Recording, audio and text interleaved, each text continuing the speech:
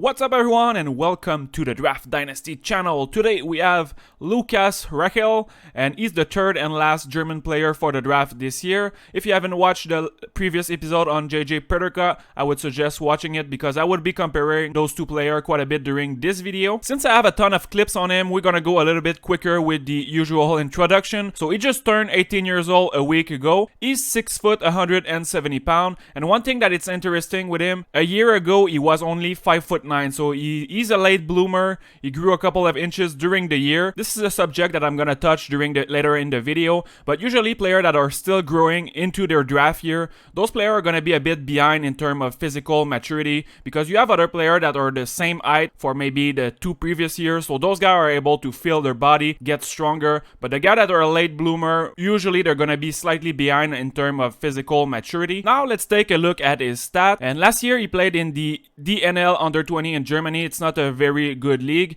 and he had a pretty average season, nothing really that impressive. And it's really this year that he took off. 24 points in the DEL versus men. This is really impressive, especially that he's on the younger side and physically that he's a bit underdeveloped like we said earlier. And he also managed to put up 5 points at the World Junior Championship, so this is also very impressive. And I think he struggled a little bit earlier in the tournament, but he had his best games against Kazakhstan in the relegation round, and he really took off at the end of the tournament. So with that said, let's jump into the clips. Alright, let's go. So you will be looking at the number 44 in the DEL and number 23 at the World Junior Championship. And if you're a regular on my channel, you should know the drill by now. We're gonna start with the thing I like the most about his game. And with him, for some reason, I struggle finding something that I really like about his game. The first time I watched him at the World Junior, I could tell I like his game, but I couldn't really pinpoint what I like about him. It's a bit weird. So I watched a bit more game for him. I think I watched almost 20 games just to have a better understanding of his game. So the thing I like the most about his game, it's his instinct and his feel for the game. To really appreciate that, you need to really focus on him and watch him closely, watch a lot of game.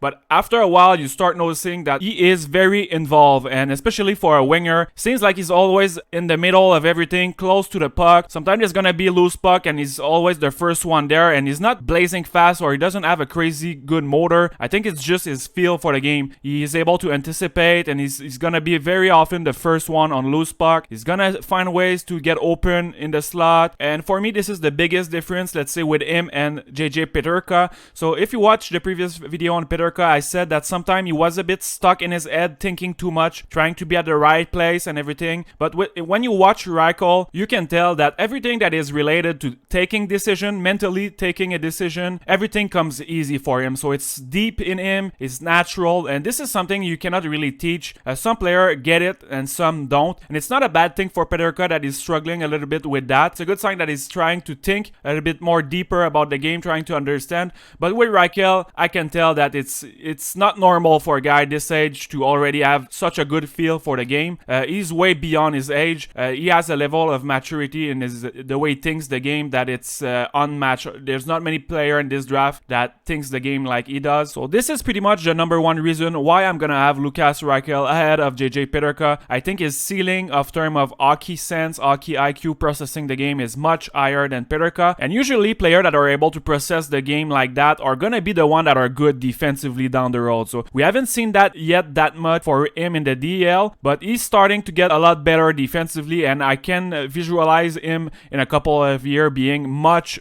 stronger defensively. I think it could be a strong point in his game. Another thing is usually those guys that process the game like that are able to play center. So I'm not sure he's gonna be able to play center, but I think there's a possibility here that he's gonna be able to. And if not, since he's already more involved all over the ice than your typical winger, I think he's gonna make the life much easier for his center, because he does things that usually it's the center's job. I'm gonna take a look at a few clips that I like, and I'm gonna slow it down because I think it's gonna be easier for me to explain my train of thought. And like I said with him, he's never gonna wow you with amazing stuff. If we take this clip for example, he is in a very tough spot, so no real passing lane. It's a 2v4. There's nothing really good that can come out of this, but see how he's gonna try to extend the play and turn a bad situation into a good one. He handled the first problem pretty well. He didn't give away the puck and he tried to extend the play, which I think it's a good thing. But now he's facing an even tougher situation, completely surrounded, and look at what he's gonna do. And this comes down to the feeling, the poise, and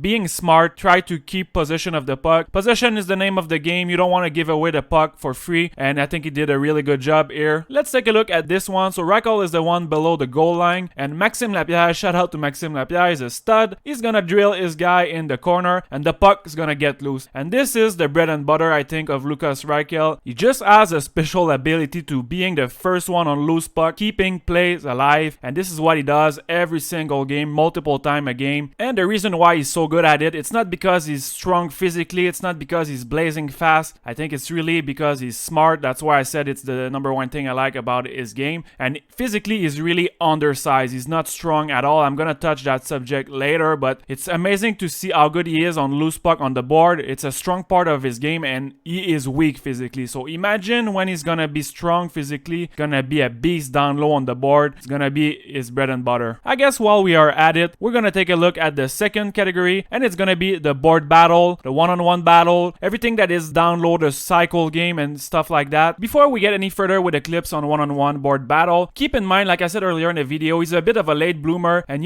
if you look at him physically, he is very thin. Look at his shoulder, arms, and legs. This guy is gonna be easily 20 pounds heavier when he reaches his peak physically, and this is an area where I think you can gain a big edge. When you're able to target those guys that have room to fill, that are not fully mature yet, those are the type of player I like to target, because when they're gonna get to the year 3, 4, this is where they're gonna be able to shine. They're gonna get their man strength, they're gonna be strong enough, and it's gonna make a big difference in their game. For example, if we go back to JJ Peterka, I think in terms of his physical maturity, he might be at 90% developed, whereas Reichel is probably at 60, 70%. So for me, this is another reason why I'm gonna have Reichel ahead of Peterka, because I think there's so much more room for development, not only physically but also for his game overall. This is an area in scouting where the NHL scout have a huge edge over us, the little wannabes. For us, we need to kind of take our best guess, see the guy, does he have a baby face, does he look skinny, and how strong he is on the ice. We need to take just assumption and try to guess. For them, they have the data sometime behind the physical testing, and it's much easier to pinpoint who has more room than other to develop physically. But it's one thing to identify the player that have room to grow, but it's also very important to identify the player that are gonna benefit a lot from being stronger physically, because you have players that in their game they don't need to be that strong physically. For example, a guy like Cole Caulfield, his job is to get open, score some goals, doesn't really matter to his game, and the way he skate, it's more about quickness. And same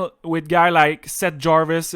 Yes, it's gonna help him if he's stronger, but it's not really gonna matter because he's got the quickness, and it's not gonna affect his game. Look at a guy like Mitch Marner. He's skinny and he's super effective. So there's some player that it's not a big part to their game, but a guy like Lukas Reichel, I think it's gonna make a world of difference. And the number one reason is, first of all, he's always involved in one-on-one battle along the board. He is always in the traffic down low. A guy like that's gonna need to get stronger physically. And I also have a category later in the video, in front of the net. He make a living in front of the net. He is really good at it, one of the best. We're gonna take a look at that later. But a guy that's always in traffic and finishing his plays to the net, he's gonna benefit from being stronger. And finally, and this is probably the most important one, in skating you often have two types of skater. You have the one that have the quickness, shiftiness, explosion, and you have the one that have great technique, long stride, and Reichel is one of them. He has kind of a long stride, he's not that explosive, but for those players, they need to be strong lower body. They need to have strong legs to push. Let's take a closer look at his skating ability,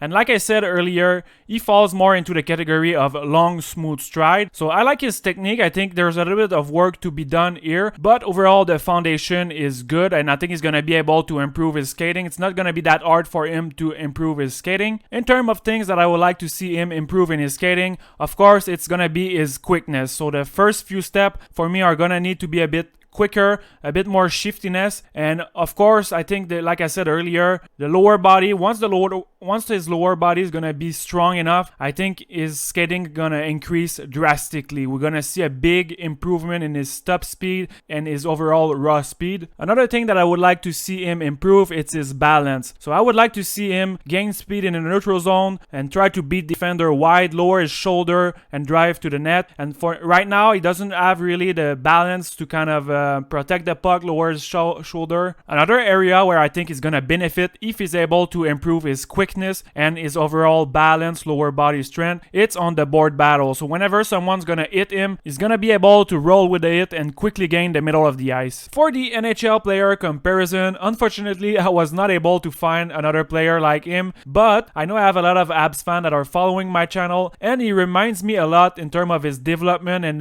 they have kind of the same strength and weaknesses. He reminds me a lot of Kotkaniemi. So both of them are late bloomer. They grew a lot in their draft year. They're undersized a bit physically, and kind of like Reichel, they both have long strides. All in all, it's two players that you're gonna need to be really patient before you jump to the conclusion, because it's player that it's gonna take like 3-4 years before they get to their peak physically, and until they reach that, it's gonna be hard for them to play their game. And it's easy to make a mistake for a player like that because they're so ahead of their time in terms of how they process the game, how they think the game, and they can play at a pro level. Like Reichel's gonna be able to play pretty quickly, maybe in 2 years gonna be able, and Kotkaniemi was able to play right away in the NHL. And those guys, when they're so smart, they're not gonna hurt you necessarily, but in terms of their overall development, it might be better to take your time and let them fully grow into their body, gain confidence offensively. So if I'm the team drafting, let's say Lukas Reichel, I think my plan would be let him play in the DEL maybe 1 or 2 more years.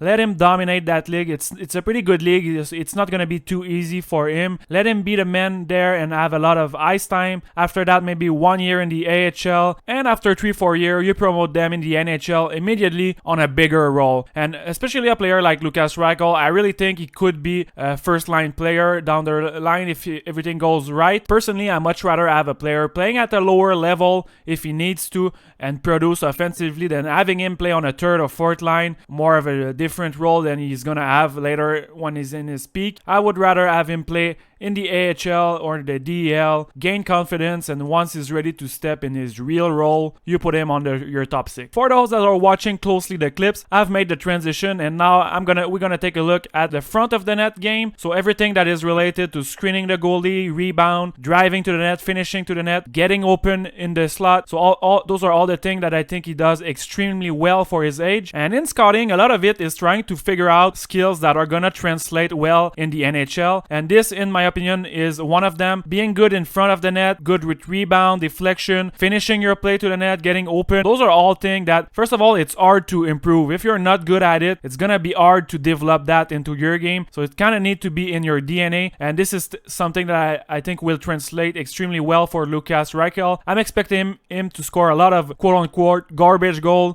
close to the net, easier goal, but in the end, it's worth the same thing as an highlight goal. But I think he's gonna score a lot of those kind of ugly goals. A guy that's good with that would be Brady Tkachuk. He scored a lot of them. In Montreal, we also have one of the best in the league with that in Brendan Gallagher, and we also have probably one of the worst in Jonathan Drouin. If he was able to figure out that part of the game, trying to get in traffic more often and get those easy goals on rebound, he probably would be a star in the league, but unfortunately, he never really was able to get better at this. If you remember earlier in the video, I said the number one thing I like about this game was his overall feel and instinct, and you're gonna notice in every category it's gonna help him, because in front of the net, for example, it helped him getting to loose puck. He is able to read where the rebound are gonna go. He's able to know whenever he needs to go in front of the net to screen the goalie, or whenever he needs to move and get open. So this is all things that he does naturally. He doesn't really have to think hard about that. Even if you take the previous category, the skating, there's a few breakaway that he got that it's not really his speed, but it was more about taking a quick decision, seeing an opening and reacting before the other player. So that's why I put this category first, his overall feeling and instinct and hockey sense. I think it's really what makes him a special player. This was a very impressive shift. So he's gonna start that with a deflection up top. Then he's gonna be first to the loose puck and find the open guy right in the slot. Very impressive that he was able to find him.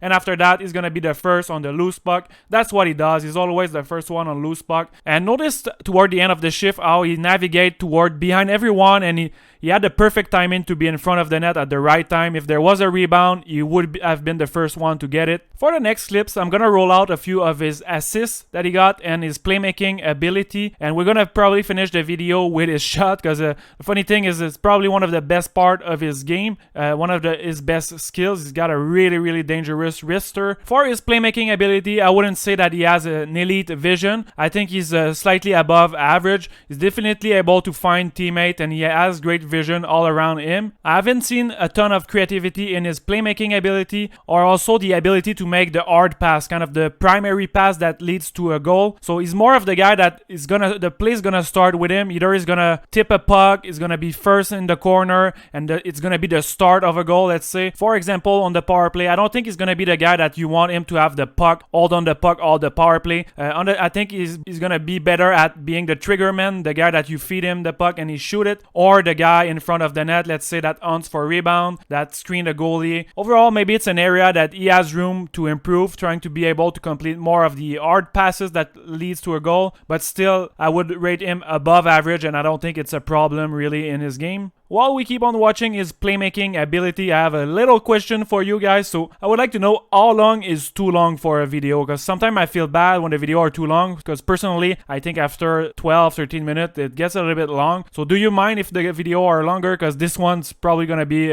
one of my longest video. So let me know if it's too long for you. I'm gonna try to make them more condensed and shorter, or if you don't mind, I would like to know. In the end, I do those video for you guys, so you are the boss. It's you that decide. And speaking of deciding, for the next video, I'm gonna let you choose. So I'm gonna have 3 choices again. So I'm gonna bring back Martin Chromiak and also Tyson Forster. A lot of people are asking those two, and I'm gonna bring in the old hidden gem. So write down in the comment which one of the 3 you would like to see. For the last part of the video, we're gonna take a look at his shooting ability. And if you've watched my video on the top 15 best shooter of the draft, he made that list. So I think he's got a very quick and accurate release, and he also has a lot of power behind it. So his shot is very well rounded. He's got pretty much everything, and I think he has the type of shot to beat goalie from a distance. Unfortunately, on the power play this year with Berlin, he was playing on the bumper spot and in front of the net, so he didn't add quite a lot of opportunity to display that powerful wrist shot. But at the World Junior, we saw a few glimpses of that, and I can assure you he's got a very dangerous wrist shot. And the funny thing is that his game is not really built around his shot, and it could be because he's got a very powerful shot, but he's also very good down low and around the net. So it's not really something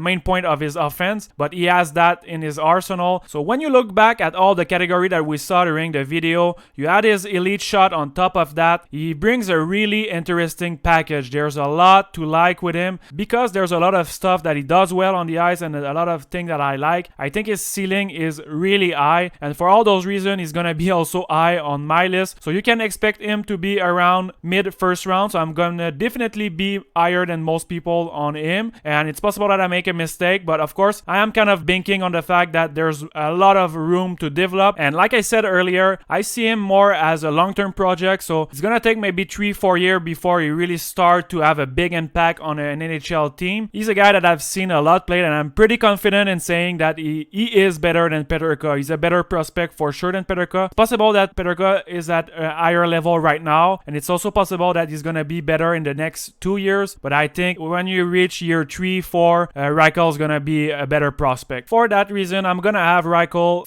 around 15 and Peterka more toward the late first round. But still, 3 German player in the first round, so go Germany, go. Pretty crazy year in terms of hockey for Germany, and I hope this brings a lot of good stuff. I was also a big fan last year of Moritz Seider. I think it's only a matter of time until he reach the NHL, and he's a guy that's gonna play 25 minutes a night. It's gonna be fun to watch him with the Red Wings. And we are going to finish the video with a few remaining clips of his stick-handling ability, and this is another good part about his game. I don't think it's elite, but I would say it's above average as well, and especially in tight. Whenever he's along the board in tight, close area, I think he's particularly good at it. And also with puck protection, he does a pretty good job as using his body to shield the puck. So in terms of keeping the possession of the puck and stick handling, he does a pretty good job. This is pretty much gonna be it for this episode. If you enjoy the content, please give it a like, subscribe to the channel, especially for this episode. Took me forever to put together, and I still have some clips about his defensive game. I'm gonna skip that because the video is too long now. Don't forget to write down in the comment for the next video Martin Chromiak, Tyson Forster, or the hidden gem. If you have other question, go ahead and write it down in the comment. I always like reading and answering your comment, and there's a lot of people that I recognize your name now that are always asking question on each video, so keep it up. This makes my YouTube experience a whole lot more fun, so I enjoy that. So anyway, see you on the next episode. Bye.